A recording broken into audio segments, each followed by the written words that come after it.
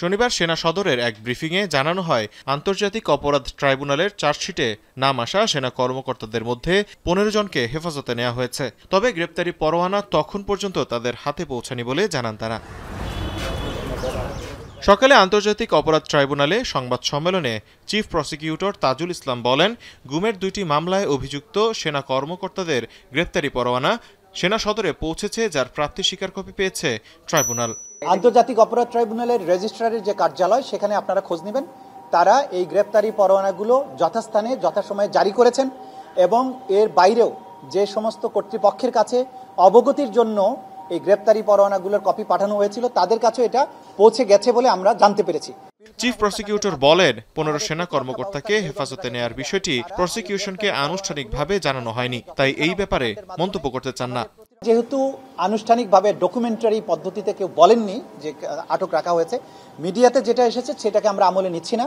আমাদেরকে যদি বলা হয় যে আটক রাখা হয়েছে, তাহলে আইন অনুযায়ী তাকে অবশ্যই আদালতের কাছে আনতে হবে।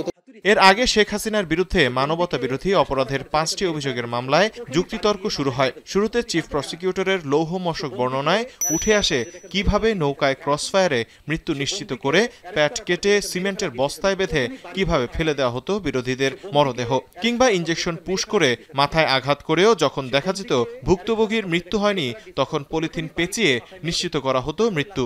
এছাড়া অভিযুক্তদের মানবতা বিরোধী অপরাধের বিভিন্ন প্রমাণ তুলে ধরে প্রসিকিউশন।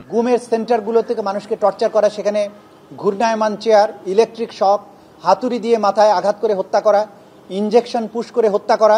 হাসিনার মামলার যুক্তিতর্ক সরাসরি সম্প্রচার বাধাগ্রস্ত করতে সাইবার হামলা চালানো হয়েছে বলে জানান চিফ প্রসিকিউটর। সোমবার ফের দ্বিতীয় দিনের মতো যুক্তিতর্ক অনুষ্ঠিত হবে। তাহলে আইন অনুযায়ী তাকে অবশ্যই আদালত। তৌহিদুল তারেক, এখন ঢাকা।